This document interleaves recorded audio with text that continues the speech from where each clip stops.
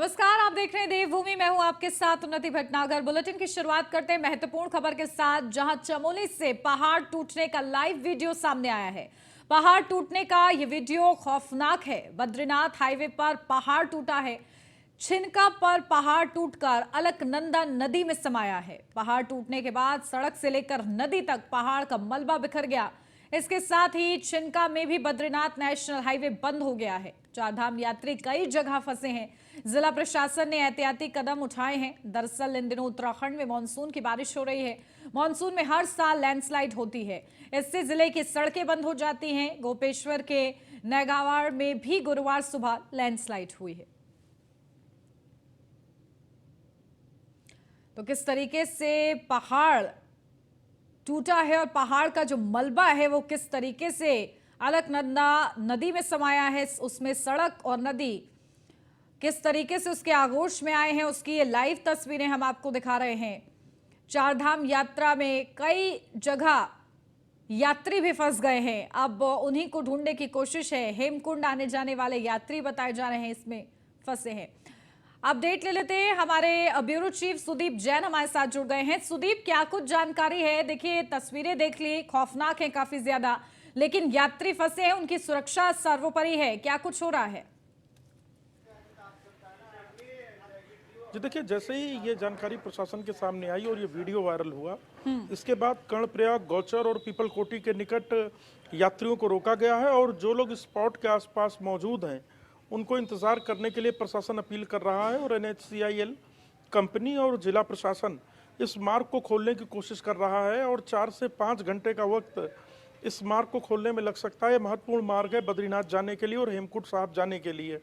देखिए, पहाड़ में बारिश के बाद मौसम खुलने के साथ ही कुछ स्थानों पर तेज धूप होने के बाद पहाड़ दरकने की खबरें आना आम बात है। और जो ये लाइव वीडियो आया है ये बताता है कि कितना भयावह नजारा था और किस प्रकार से पहाड़ी तेजी से टूटी और सारा मलबा सड़क पर आया।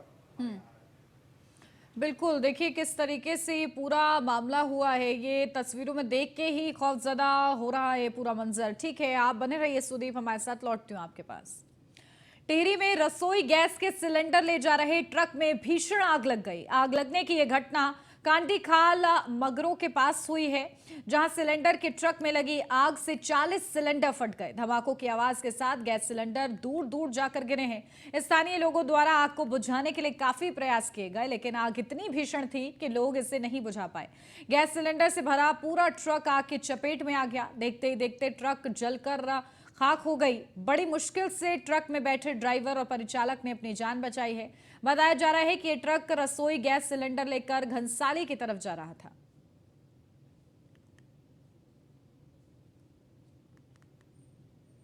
अपडेट ले लेते हैं सुदीप से। सुदीप, क्या कुछ जानकारी है? किस तरीके से ये बड़ा हादसा हुआ है? गैस सिलेंडर फटा है, क्या कुछ हुआ है? और जी देखिए, ये वाहन बहादुराबाद से रवाना हुआ था। बहादुराबाद में IOC का जो ऑफिस है वहां से सिलेंडर का भरा ये ट्रक अपलोड हुआ था और जो टिहरी जाना था। आग लगने की वजह अभी तक साफ नहीं हो पाई है, परंतु चालक जिसने जब धमाका सुना एक सिलेंडर में, वो वाहन छोड़कर भागा और इसी के द्वारा पुलिस को सूचना दी गई, जिस पर फायर ब्रिगेड और पुलिस ने काबू पाया। परंतु सभी सिलेंडर जलकर खत्म हो गए और तेज धमाकों से पहाड़ में रह रहे लोग डर भी गए। अभी तक जानकारी ये आ रही है कि लीक होने के बाद किसी कारणवश आग लगी है, परंतु जो नज़ारा वीडियो में यदि हम देखें तो साफ समझा जा सकता है कितना डरावना रहा होगा। ये सिलेंडर के रूप में जैसे बम फट रहे हों। स्थानीय लोगों का कहना है कि ये सुबह की जो घटना थी, उस कई दफा लोगों को ऐसा भी लगा कि कहीं बादल फटने की वारदात हो गई हो, घटना घटित हुई हो। परंतु जब बाहर लोग निकले तो नज़ारा कुछ और था। फिलहाल इस मामले की जांच की जा रही है और कोई जनहानि नहीं हुई, ये बड़ी बात है।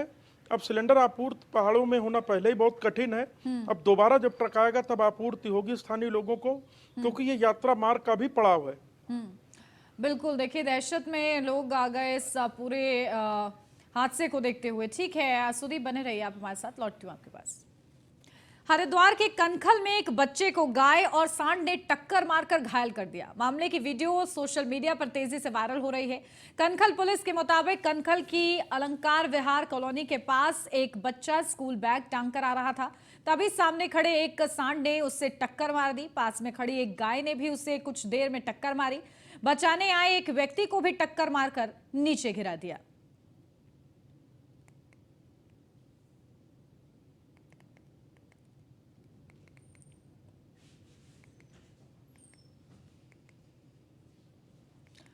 तो सोशल मीडिया पर यह वीडियो तेजी से वायरल हो रहा है। किस तरीके से गाय और सांड ने बच्चे पर हमला किया है, उसका ये वीडियो है। बचाने जो शख्स आए उस पर भी हमला किया गया है।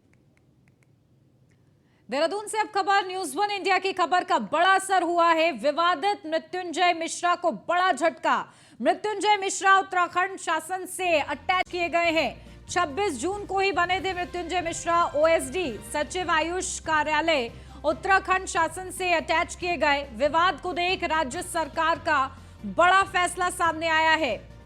तो विवादित मृत्युंजय मिश्रा उत्तराखंड शासन से अटैच किए गए हैं। 26 जून को ही उन्हें ओएसडी बनाया गया था। सचिव आयुष कार्यालय उत्तराखंड शासन से अटैच किए गए हैं। विवाद को देखते हुए राज्य सरकार ने यह बड़ा फैसला किया है। तो ये बड़ी खबर आपको बता दें, न्यूज़ 1 इंडिया की खबर का बड़ा असर हुआ है। न्यूज़ 1 इंडिया ने इस खबर को प्रमुखता दी थी। विवादित मृत्युंजय मिश्रा को इसी के चलते अब बड़ा झटका भी लग गया है। मृत्युंजय मिश्रा उत्तराखंड शासन से अटैच किए गए हैं। 26 जून को ही बने थे मृत्युंजय मिश्रा ओएसडी। तमाम विवादों में होने के बावजूद भी ओएसडी बने थे और इसी को लेकर न्यूज़ 1 इंडिया ने इस खबर को प्रमुखता दी थी, जिस पर अब उत्तराखंड सरकार ने बड़ा फैसला लिया है। सचिव आयुष कार्यालय उत्तराखंड शासन से अटैच किए गए हैं। विवाद को देखते हुए राज्य सरकार का ये महत्वपूर्ण कदम बताया जा रहा है। अपडेट ले लेते हैं, हमारे संवाददाता लगातार जुड़े हुए हैं, ब्यूरो चीफ हमारे सुदीप। देखिए किस तरीके से विवादित मृत्युंजय मिश्रा को बड़ा झटका लग गया है। लगातार न्यूज़ 1 इंडिया ने इस खबर को उजागर किया था कि तमाम विवादों में रहने के बाद भी किस तरीके से पद उन्हें दिया जा रहा था। अब संज्ञान लिया गया है, क्या कुछ हो रहा है आगे? देखिए, जैसे ही सचिव आयुष कार्यालय का ये पत्र वायरल हुआ कि मृत्युंजय मिश्र को ओएसडी बनाया जा रहा है और इस विभाग में ये पद क्रिएट किया गया है, इसके बाद से ही चर्चाओं में, चूंकि पूर्व में रहे मृत्युंजय मिश्र, इनके खिलाफ आय से अधिक संपत्ति की जांच भाजपा सरकार में हुई, ये जेल भाजपा सरकार में गए और इन सब के बीच ये ओएसडी बनने में कामयाब हुए। विभाग के कर्मचारियों अधिकारियों के भी विरोध में सुर उठने लगे थे। मुख्यमंत्री को कल जैसे ही इस विषय की पूरी जानकारी हुई, उन्होंने तत्काल संबंधित अफसरों को निर्देश दिए कि इनको तत्काल हटाया जाए और मुख्यालय या सचिवालय स्तर पर इन्हें अटैच किया जाए। इनको डायरेक्ट ऐसा कोई भी पद पर नहीं भेजना है जो प्रभावशाली पद हो, किसी का नुकसान या फायदा पहुंचा सकें ये। लिहाजा मृत्युंजय मिश्रा को हटाया गया है और मुख्यमंत्री ने एक बार फिर एक बड़ा संदेश देने की कोशिश भी की कि जीरो टॉलरेंस की जो राज्य सरकार बात करती है उस पर वो कायम भी है। देखिए, मृत्युंजय मिश्रा के विरुद्ध अभी भी जांच जारी है। वो भले जेल से बेल पर हैं, परंतु उनके खिलाफ जारी जांच अभी खत्म नहीं हुई है। बिल्कुल, देखिए बड़ा संदेश देने का भी प्रयास किया है कि भ्रष्टाचार को लेकर धामी सरकार सतर्कता तो रखती है और जैसे ही भनक लगती है संज्ञान भी तत्काल लिया जाता है। ठीक है, बहुत शुक्रिया सुदीप आपका तमाम जानकारी के लिए।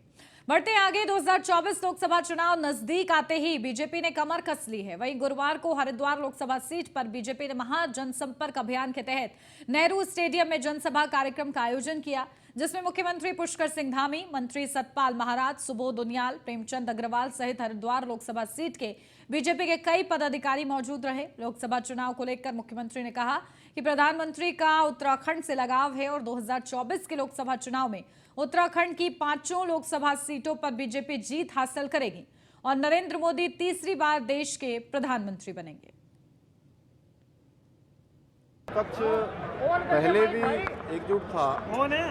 विपक्ष में देखिए सभी लोग जो है बाराती तो बने हुए हैं, सभी सोच रहे हैं कि मैं दूल्हा बन जाऊं, लेकिन जो है बाराती बनने को कोई तैयार नहीं है। इसलिए मोदी जी के सामने कोई नहीं है।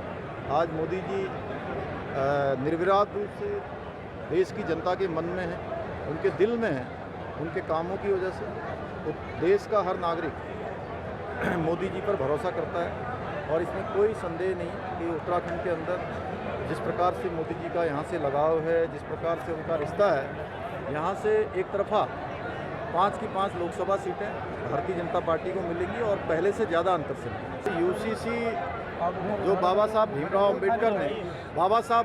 अम्बेडकर जी ने जो संविधान बनाया था, उस संविधान में धारा 44 का जो प्रावधान है उसी के अनुरूप यूसीसी लाया जा रहा है। देश में सबके लिए एक समान कानून हो, इसकी मांग लंबे समय से उठती आई है। इसकी शुरुआत हमने देवभूमि उत्तराखंड से की है और जल्दी ही हमको ड्राफ्ट मिलेगा, हम उस दिशा में आगे। कैबिनेट मंत्री सुबोध उनियाल ने ऋषिकेश में प्रेस कॉन्फ्रेंस की। इस दौरान सुबोध उनियाल ने केंद्र सरकार के 9 साल के विकास कार्यों का खुलकर बखान किया।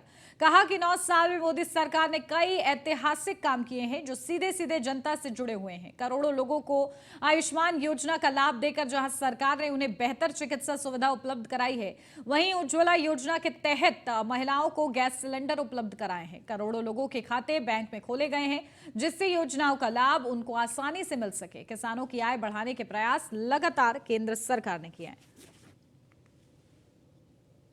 क्या उद्देश्य है? जो आदरणीय प्रधानमंत्री जी को 2014 के बाद 9 वर्ष पूरे हुए हैं केंद्र की सत्ता में, इन 9 वर्षों में जो सैकड़ों ऐतिहासिक काम हुए, उसके बल पर 9 साल बेमिसाल।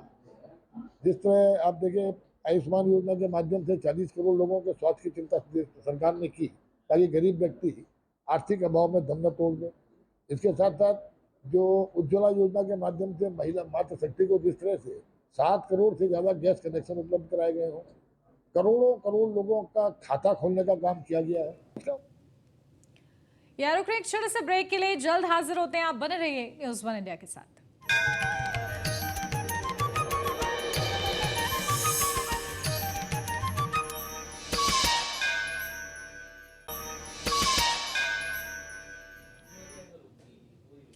ब्रेक के बाद स्वागत है आपका। बढ़ते आगे, भारतीय जनता पार्टी अब विवाद को देखते हुए देहरादून के रिंग रोड पर स्थित जमीन पर अब अपना नया दफ्तर नहीं बनाएगी।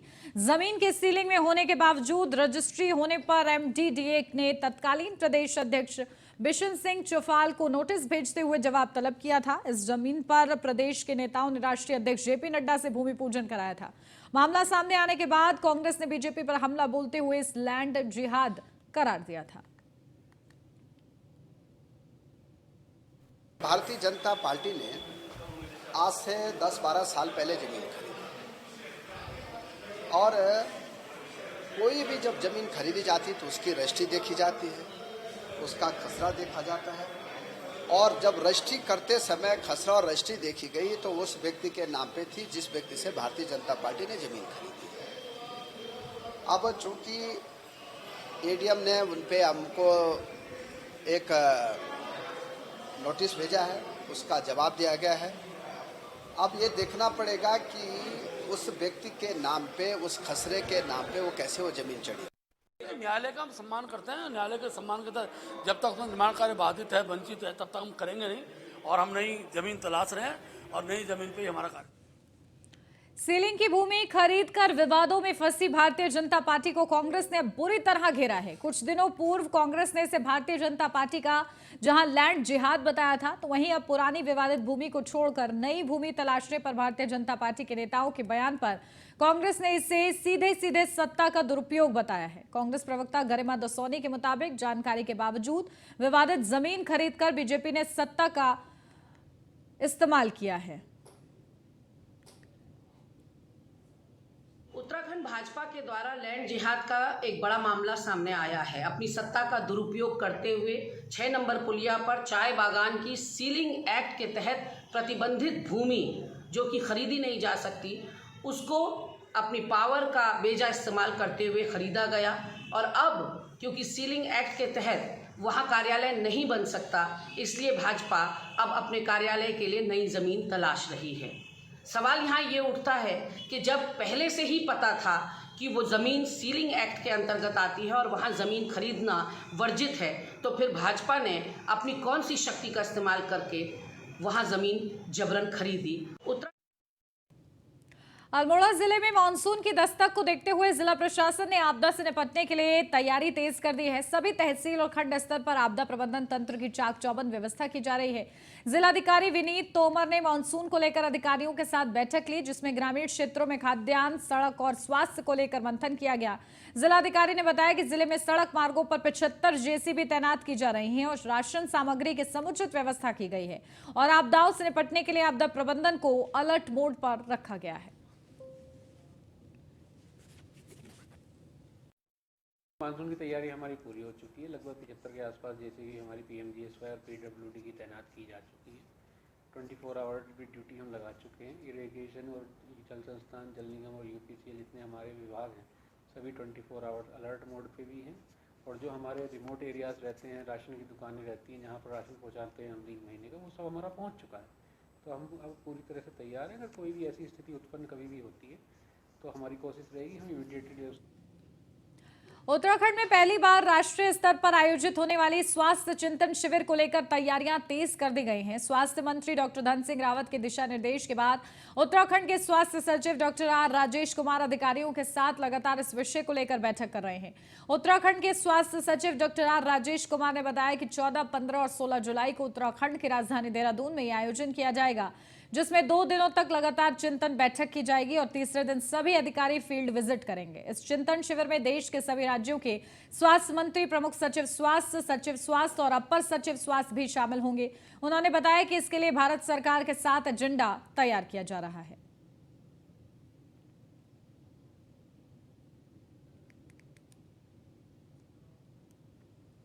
उत्तराखंड का शिक्षा विभाग निजी स्कूलों से भी आगे बढ़कर एक बहुत बड़ा प्रयोग करने जा रहा है। इस प्रयोग की शुरुआत होने के साथ ही कंट्रोल रूम डैशबोर्ड बनकर तैयार हो चुका है और अब इस पर जानकारियां अपलोड होने लगी हैं। राज्य के शिक्षा महकमे ने विद्या समीक्षा केंद्र तैयार किया है। इस केंद्र में प्रदेश भर के सभी स्कूलों, शिक्षकों और छात्रों की पूरी जानकारी अपलोड की गई है। अब राजधानी देहरादून से ही बैठे बैठे जहां छात्रों की पढ़ाई की स्थिति का पता लग जाएगा, वहीं विद्यालयों में शिक्षकों की कमी अथवा शिक्षकों के नहीं पहुंचने की भी जानकारी सीधे मिल सकेगी।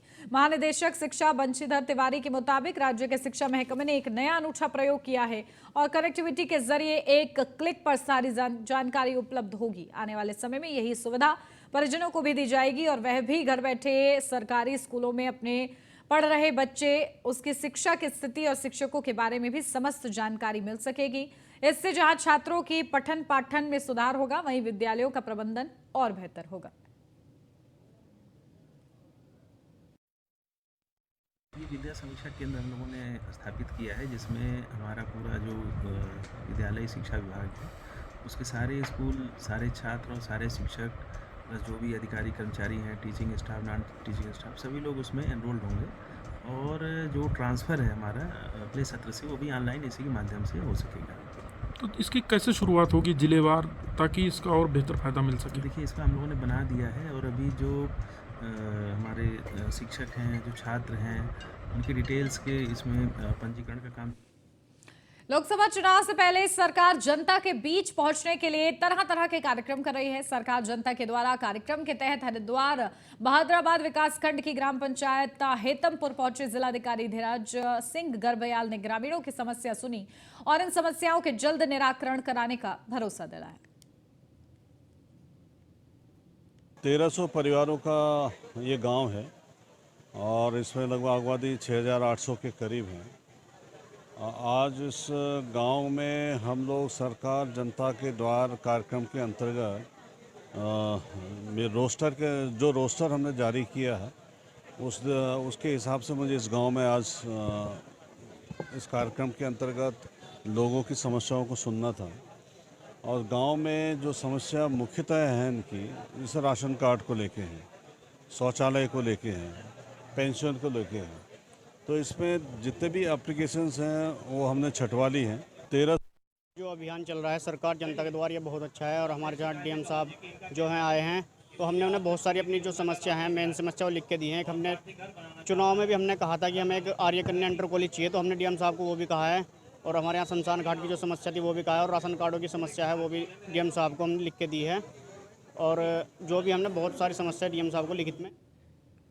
और इसी के साथ इस बुलेटिन में बस इतना ही। खबरों का सिलसिला आगे भी जारी रहेगा। आप बने रहिए न्यूज़ वन इंडिया के साथ।